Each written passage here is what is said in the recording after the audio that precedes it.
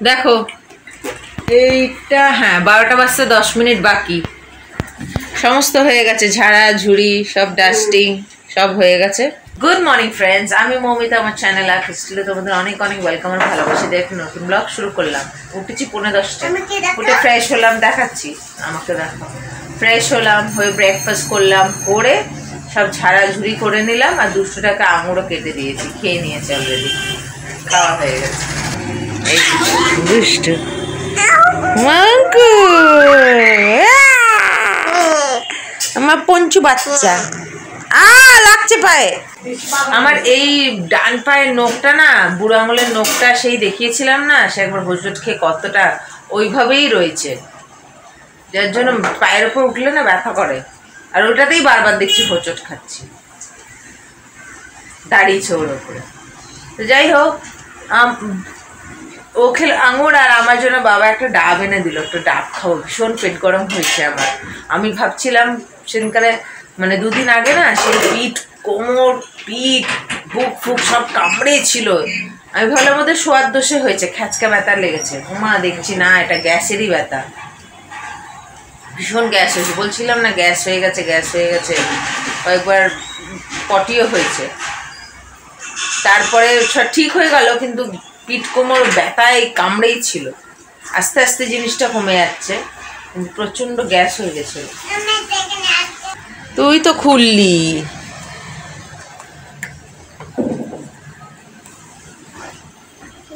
ওই যে একটা ডাব আনলো, ডাব খাবো। এদিকে মোছামুছি হচ্ছে, ওদিকে রান্না হচ্ছে, রান্না হয়ে এসেছে, এটা হলে মনে হয় হয়ে যাবে।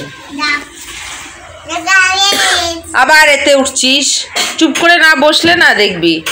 এটাকে একটু দেবো, দেখি খায় নাকি ডাব।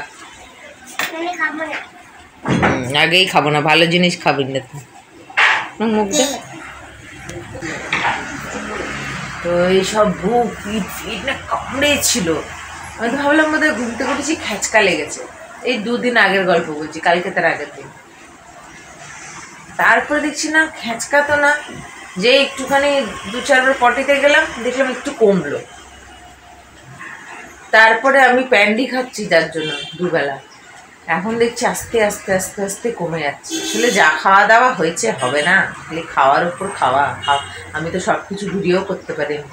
বিয়ের দিন মেশোরা যা তন্দুর করছিল না, ওগুলো তার ভিডিও করা হয়নি। এখন চিন্তা করছি, সেই একদম কাঠির মধ্যে দিয়ে দিয়ে বড় বড় ভাটিতে হচ্ছে, আর টেস্টি টেস্টি খাচ্ছি।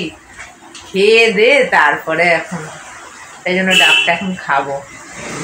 ঠিক আছে, ডাবটা কাটি, খাই, মা মেয়ে মিলে, পরে ফিরে আসছি। ডাবটা খাওয়ার পরে কিছু দেবে?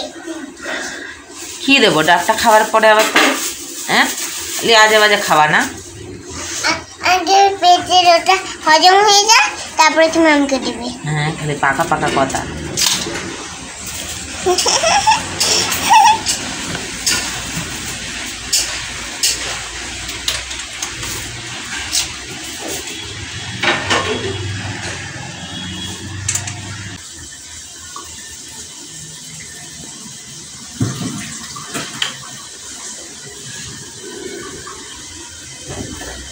একটু খা, হ্যাঁ টেস্টি, খাবি একটু দি। 1:45 বাজে, দুষ্টু খেলা করছিল, খাবে এখন। আজকে আমাদের হয়েছে, কালকে না বেগুন একটু বেঁচে ছিল, মাকে বলেছিলাম আজকে একটু ভাজতে, আমার খুব ভালো লাগে বেগুন ভাজা, তাই 3 পিসই হয়েছে। ভাত, এটা ওই যে ফুলকপি আলু ভাজি, আর ওটা কড়া চেঁচে ওপরটা দেয়, তো আমরা খাই, অনেকে আবার ফেলে দেয়, তাই জন্য ওপরটা অমনি, নাহলে ভাজিটা ভালো হয়েছে। এই যে, আর এই যে ট্যাংরা মাছ এনেছিল আজকে ডিমওয়ালা, সেটা দিয়ে মটরশুঁটি আলু দিয়ে। এই স্নান করে এলাম, আর আজকে না সকাল থেকে কেমন মেঘলা মেঘলা, কোথাও বৃষ্টি হচ্ছে তার আভাসটাই এখানে পড়েছে। সকাল থেকে রোদ নেই আজকে, এখন একটু হালকা উঠেছে। তো এখন খাওয়া দাওয়াটা সারি, তারপর এক জায়গায় যাবো, যখন যাবো তখন শেয়ার করছি। এখন খাওয়া দাওয়াটা সেরে নেব। দেখো খেতে খেতে দেখছি সামনে গির্জে একটা বিয়ে হচ্ছিল, কেমন ভিনটেজ কার জোগাড় করেছে, বর বউ তার মধ্যে করে যাচ্ছে। এই প্রথম দেখলাম এখানে এরকম বিয়ে হলো, তাই ভাবলাম একটু শেয়ার করি। কত লোকজন, এরা সব বরযাত্রী কনেযাত্রী। তারপরে খাওয়া দাওয়া করে রেডি হয়ে চলে এসেছি শিয়ালদা স্টেশনে, ট্রেনে উঠে পড়েছি। কোথায় যাচ্ছি চলো যাবো তারপরে বলছি। ট্রেন থেকে নেমে গেছি, এবার অটোর মধ্যে ওয়েট করছি, প্যাসেঞ্জার হলে ছাড়বে। আমি আমার মেয়ে আছি আপাতত, আর কেউ নেই, তো প্যাসেঞ্জার হলে ছাড়বে। এই যে দুষ্টুটা আর আমি বসে আছি। তারপরে চলে এসেছি দমদমে। সুজি এসেছে, মানে মাসির মেয়ে এসেছে 3 দিনের জোরে, তাই আমরাও এসেছি দেখা করতে। ওকে পেন্সিল পেপার বই ঠই দিয়েছে, ও বসে বসে লিখছে। 7:10 এসেছিলাম মাসির বাড়ি, ওই ওকে দেখতে এলাম, আবার কবে আসবে না আসবে, তাই ওকে একটু দেখতে এলাম। ওই জোরে এসেছিল, তাই এলাম, এই খেয়ে দিয়ে এলাম, আবার যাচ্ছি, এখন চলে যাচ্ছি। যেরকম মেলা বসেছি, কি মেলা ঘুরে তারপর বাড়ি চলে যাবো। টিকিট কাটাই আছে, ঘোড়া বাজার ঘুরে টোনাটুনিকে একটু দেখতে এলাম।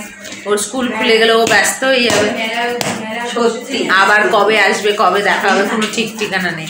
আমি তাই মাসির বাড়িতে বিয়ের সময় এলাম, আমার মেয়ে যখন 1 বছর 2 মাস ছিল তখন এসেছিলাম, তারপরে এই বিয়ের সময় এলাম প্রায় 2-2.5 বছর পরে। দেখি সোনামণির লুকটা, দাঁড়া না, হাসছিস কেন?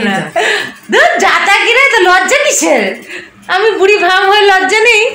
এই যে আমাদের বাবা জীবন, জামাই বাবা, আমরা এখন মেলায় যাচ্ছি। জামাইকে দুজনে একসঙ্গে দাঁড়া। ঠিক আছে, যাই মেলায় গিয়ে ঘুরে আসি। তাহলে তো রক করো, হ্যাঁ এমনি এমনি করো, এমনি। আমি তোমার কাছে আছি তো, তুমি রক করো, আমি আছি তোমার কাছে। হ্যাঁ এই তো টকবক টকবক। ওয়াও নাইস, ওয়াও নাইস, টকবক টকবক। ইয়ে গুড গুড।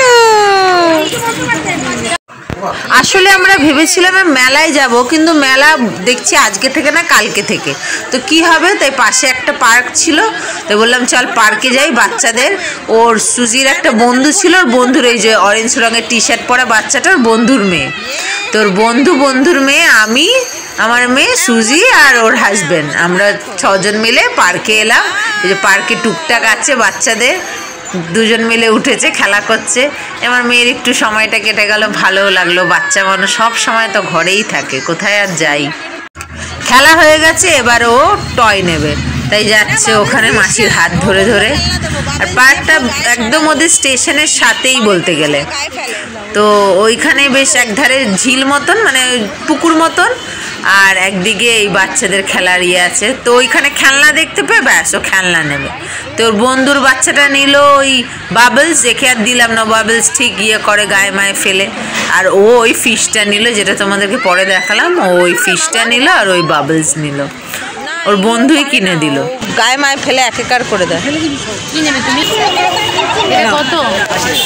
তারপরে ওরা সবাই মিলে এসে ট্রেনে তুলে দিল, আর ট্রেনে উঠেই সিট পেয়ে গেছি। একজন উঠে গেল, আমাকে বসতে দিল কোলে, বাচ্চা দেখে। আর মেয়ে উঠেই দেখো না ঘুমিয়ে পড়েছে। 9:20, এই যে 9:15 দিকে ফিরলাম। আর এই দুটো, এটা ওই বাচ্চাটার মা কিনে দিয়েছে, ক্লেরা। ওর মেয়ে একটা বাবেল কিনলো, আমার মেয়েকে এটা কিনে দিল। আর এইটা, এই স্পাইডারম্যানটা সেই দিলে পরে আপনি নামে, ওটা ট্রেন থেকে কিনলো। দমদম ছেড়েছে, ট্রেনটা যাওয়ার সময় ঝুলিয়েছে, আসার সময় ঝুলালো, তারপরে দাঁড়িয়েই আছে। ঘুমিয়ে গেল মেয়ে ওইখানে। সেই ঘুমন্ত মেয়েকে নিয়ে এলাম, বাবা আবার শিয়ালদা অব্দি গেল, শিয়ালদা থেকে বাবা নিয়ে এলো। এই এলাম, ফ্রেশ হলাম, এবার ওকে ফ্রেশ করাবো আর খাওয়াবো, আমরাও খাওয়া দাওয়া করবো। ভালো গেছি, ভালো এসছি, খালি ওই ট্রেনটাই যা ঝুলিয়েছে। তো ঠিক আছে, দেরি করবো না, মেয়ে সন্ধ্যাবেলা তেমন কিছু খাইনি। তো আজকের ব্লগটা এখানে শেষ করছি, আগামীকাল আসছে একটা নতুন ব্লগ নিয়ে। তোমরা ভালো থেকো, সুস্থ থেকো, নিজেদের খেয়াল রেখো। Good night.